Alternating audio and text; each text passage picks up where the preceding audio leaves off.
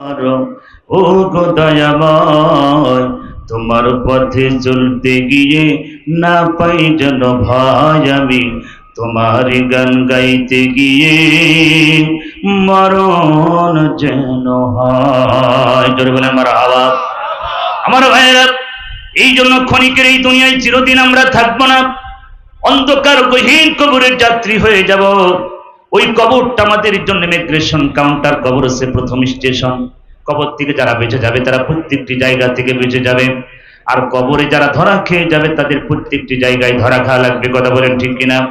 এই জন্য আল্লাহ পাক আয়াতের ভিতরে বলেন, আল্লাযিনা আমানু, ও নবী যারা ঈমান আনে, ঈমান আনে, ঈমান আনে, ঈমান আনে, ওইভাবে যারা ঈমান আনে, সাবাজ মাইন যে ঈমান এনেছে। হযরত বেলালের ইতিহাস মক্কার অলিতে গলিতে আমি ঘুরে ঘুরে দেখেছি। মক্কার অলিগলি এখন যে অবস্থা, আগে তো এরকম ছিল না, মরুভূমির মতন ছিল, পাহাড় আর পাহাড়, বালু আর বালু। সেই অবস্থায় হযরত বেলাল মরুভূমির ভিতরে টানা হয়েছে, বেলালকে এত নির্যাতন করা হয়েছে। হযরত বেলাল তাও বাতিলের কাছে মাথা নত করে না। আমার ভাইয়েরা, সেই সুইরা শাসক আবু জেহেল, উতবা, সাইবা, ফিরাউন, নমরুদ আর পৃথিবীতে নাই। জোরে বলেন কথা ঠিক কিনা?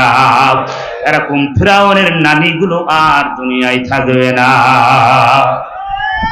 সবারই তো ভাইয়েরা আমার, এই জন্য ক্ষমতার বাহাদুরি করা যাবে।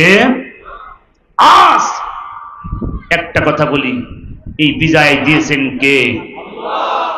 আপনারা এমন কিছু করেন না, আবেগ দিয়ে কোনো ইসলাম চলে না। কথা ঠিক কিনা? কারণ বিজয় দেবে আল্লাহ বলছে, ওয়ালা তাহিনু ওয়ালা তাহজানু ওয়া আনতুমুল আ'লাউনা ইন কুনতুম মুমিনিন। তোমরা যদি প্রকৃত মুমিন হও, বিজয় দেবেন কে? আল্লামা বলেছিলেন, ঘর ছাড়ো, জীবন দাও, রক্ত দাও, বিজয় আসবে ইনশাআল্লাহ। সেটা অবশ্যই বাংলার জমিনে তরুণ ছেলেরা রক্ত দিয়েছে, সাধারণ মানুষ রক্ত দিয়েছে, জীবন দিয়েছে, সম্পদ দিয়েছে, আল্লাহ বিজয় দিয়েছে। কথা বলে ঠিক না? আমার ভাইরা, এই বিজয় পেয়েছি, বিজয়টাকে আমাদের ধরে রাখতে হবে। আবেগ দিয়ে লাফালাফি করা যাবে সবসময়। আমরা উপরে রাখবো কাকে? আল্লাহকে। তারপরে এই সমস্ত মানুষ, আল্লাহ তুমি সবকিছু পারো, তুমি সবকিছু দিয়েছো। আজ বাংলাদেশের ফার্স্ট ক্লাস ধনী ছিল যিনি, সালমান এফ রহমান। এখন বাংলাদেশের সবচেয়ে বিশ্ব বাটপার চোর ডাকাত ওই সালমান রহমান। কথা বলে ঠিক ভাইরা? যেই ছেলেটা কোটের ভিতরে ডিম মারছে, এফ সালমান রহমান, দেখছেন আপনারা? এখানে একজন বলছে ওকে হচ্ছে বাংলাদেশ জাতীয় খেলাতে মানে বোলিং করার জন্য নিয়ে যাওয়ার দরকার, মানে এমন ভাবে মারিছে জায়গা মতো লাগছে। কথা বুঝতে পারছেন তো আমার ভাইরা? গতকাল নাচ, এই যে কালামানি নাম শুনেছেন? কালামানি কত বড় ইসলাম বিদ্বেষী নাস্তিক। এই কুলাঙ্গার বাংলাদেশ থেকে পালিয়ে যেতে কেন? তুমি তো খুব বলে সাহসী, পালাবা কেন? দেখেন শেষ পর্যন্ত এখন কি অবস্থা, কোটের ভিতরেই মায়ের। কথা ঠিক না? জনগণ ছাড় দেবে না। মনে করছো ছাড় পাবে না? তোমরা 16টি বছর মানুষের হক নষ্ট করেছো। কথা বলেন? আইনমন্ত্রী বলছে আমি কিছু করিনি, সব প্রধানমন্ত্রী বলেছে আমি করেছি। ওই যে সিংড়ার কলো নেট জগৎ বন্ধ করে দিয়ে যুবদের সব শেষ করলো, রাতের অন্ধকারে গুলি করে মারলো। কথা ঠিক না? ও এখন নাকি বলে খালি কাঁদতেছে, কেবল শুরু। কথা ঠিক না? কান্নার দেখেছো কে? আমাদের আল্লামাকে 13টি বছর কারাগারে রেখেছো, মুফতি আমির হামজাকে 3 বছর কারাগারে রেখেছো, নির্দোষ মানুষদেরকে ফাঁসি দিয়েছো, জেল দিয়েছো।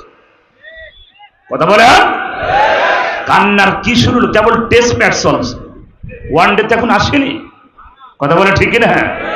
আবার ভাইয়েরা, এই জন্য এরা মনে করেছিল 41 সাল পর্যন্ত ফিরাউনের মতন দাবি করেছে। কথা বলেন আমার ভাইরা? আরে ক্ষমতা রাখার মালিককে, সম্মান দেওয়ার মালিককে, এত কেন? আসলে আল্লাহ পাক যাদের অন্তরে মোহর মেরে দেয়, খতামাল্লাহু আলা কুলুবিহিম ওয়া আলা সামিহিম ওয়া আলা আবসারিহিম, আল্লাহ মানুষের অন্তরে যাদের মোহর মেরে দেয়, ওরা দুনিয়া ছাড়া কিছু বোঝে না। কথা বলে ঠিক না?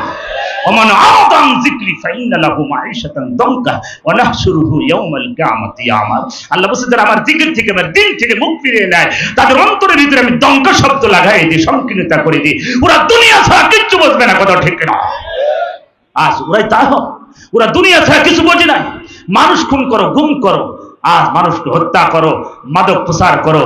আজ তারা এই বাংলাদেশটা একটা খুনের রাজ্য তৈরি করেছে। কি বিশ্বাস হয় না? এই সরকার আসার পরে কত মানুষ হত্যা করেছে। আমি বলি কোন বিচার দরকার নাই, খালি আয়না ঘরের বিচার হবে। কথা বলেন, এই আয়না ঘরের উপকার কারা? একটা ছেলে বলছে আমি নিজের পোশাক আমি করে খেয়েছি। আল্লাহ, কত বড় জালেম, মানুষ রূপে শয়তান এই নারী। কারাগারের ভিতরে মানুষ কঙ্কাল হয়ে মরে গেছে। আমার আরমান ভাই 8 বছর তাকে বাবাকে ফাঁসি দিয়েছে, তার আগের রাতে তাকে গুম করা হলো। গোলাম আজম সাহেবের সন্তান আজমির ব্রিগেডিয়ার জেনারেল, বাংলাদেশের ভিতরে একজন যোগ্য, একজন মেধাবী, একজন সেনাবাহিনীর প্রধান হওয়ার যার যোগ্যতা, তাকে গুম করে দিয়ে আজকে তার জীবনটাকে নষ্ট করে দিল। স্ত্রী চলে গেল। কথা ঠিক কিনা? আপনারা বলছেন মাফ করে দেন। কিসের মাফ? জালেমের কোন সময় মাফ হয় না। আমার আল্লাহ জালেমকে পছন্দ করে না। জালেমের দোয়া কখনো আল্লাহর কাছে কবুল হয় না। তাহলে জালেমের কিসের মাফ? কোনো মাফ হবে না জালেম সরকার। কথা বলে ঠিক না? জালেমের দোয়া কখনো আল্লাহ কবুল করে? এটা আমার কথা না, কোরআনের কথা। জোরে বলা, কিসের মাফ? মাফ করে দেন। মাফ যদি করেন তাহলে এই মজলুম মানুষের সাথে 2 নাম্বারই করা হবে। কথা বলে ঠিক না? রাতের অন্ধকারে কত কেঁদেছে, চোখের পানি ফেলে কেঁদেছে তাহাজ্জুদের পার্টিতে। আমার ভাইরা, গোমস্তপুর, চাঁপাইনবাবগঞ্জ গোমস্তপুরের থানা আমিরের বাড়ি, 2 তলা বাড়ি ভেঙে তছনছ করে পুকুর কেটেছে এই নাস্তিক সরকার। কি অপরাধ, কি অপরাধ! একটাই অপরাধ, এই কোরআনের হক প্রতিষ্ঠার আন্দোলন করেছে। কথা বলে ঠিক না?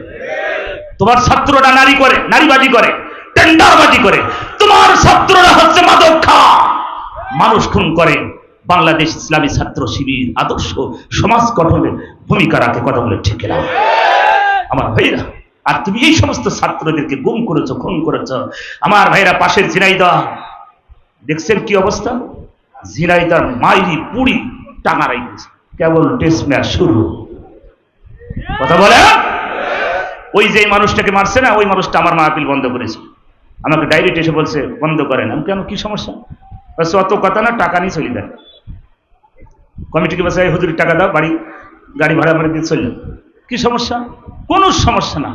কোথায় ক্ষমতা, কোথায় ক্ষমতা? আজ কোথা অহংকার করা যাবে?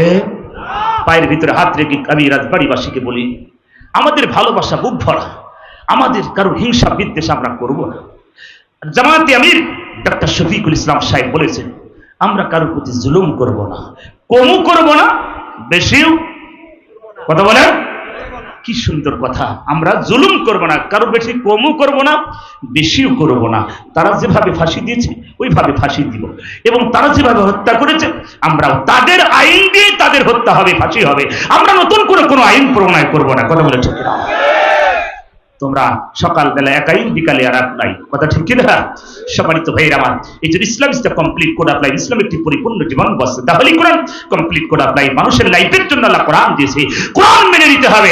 কোরআনের জন্য আমরা জীবন দিতে রাজি আছি কি? যারা বলেন রাজি আছি কি? 1971 সালে বাংলার আলহামদুলিল্লাহ।